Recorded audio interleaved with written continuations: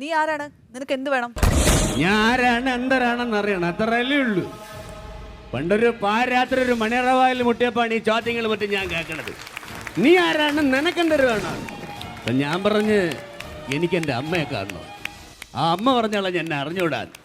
അന്ന് തീർന്നല്ല, പിന്നെ ഞാൻ ഇന്ന് വന്നത് നിങ്ങളൊക്കെ ഒന്ന് കാണാൻ, ഒന്ന് നേരാകെ ഒരു വരവൂടെ വരേണ്ടി വരും. അടിപൊളി അടിപൊളി. അതേസമയം നമുക്ക് ഇതൊന്ന് മാറ്റി പിടിക്കാം. കാരണം ഇപ്പൊ നമ്മൾ കേട്ടത് ഇക്കാന്റെ ശബ്ദമായിരുന്നു.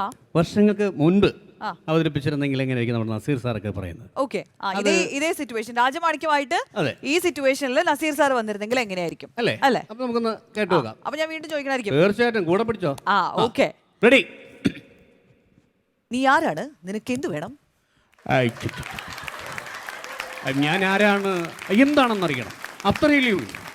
പണ്ടൊരു പാതിരാത്രി ഒരു മണിയറവാതിൽ മുട്ടിയപ്പോഴാണ് ഈ ചോദ്യങ്ങൾ ഞാൻ കേൾക്കുന്നത്. നീ ആരാണ്, നിനക്കെന്ത് വേണം? ഞാൻ പറഞ്ഞു എനിക്കെൻ്റെ അമ്മയെ കാണണമെന്ന്. ആ പന്നക്കിളവി പറഞ്ഞ് എന്നെ അറിഞ്ഞുകൂടാ. എൻ്റെ അമ്മേ. കൊള്ളാം കൊള്ളാം. ഈ അടുത്ത ആരാണ്?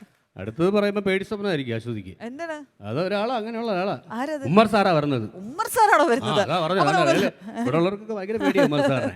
അപ്പൊ ഉമ്മർ സാറ് വന്നാൽ എങ്ങനെയെന്നുള്ളതാ. പക്ഷെ അപ്പോഴും കൂടെ പിടിക്കണം. പിന്നെന്താ, ഒരു കുഴപ്പമില്ല. ശരി. നീ ആരാണ്? നിനക്ക് എന്ത് വേണം?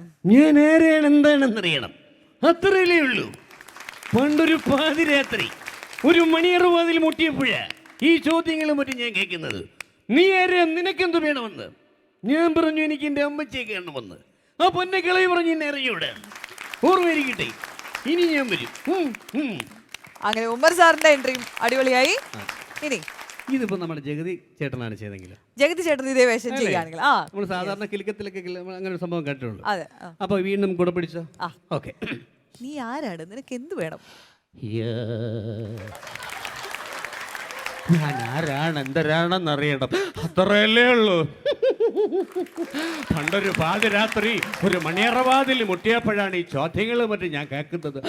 ആരാണ് നിനക്ക് എന്തിനു വേണമെന്ന്. ചോപ്പറ എനിക്ക് എൻ്റെ അമ്മച്ചയെ കാണുമെന്ന്. അവൻ്റെ കളി പറഞ്ഞ് എന്നെ അറിഞ്ഞു കൊടുത്ത് പോട്ടടേ. ജഗതി ചേട്ടൻ പൊളിച്ചു.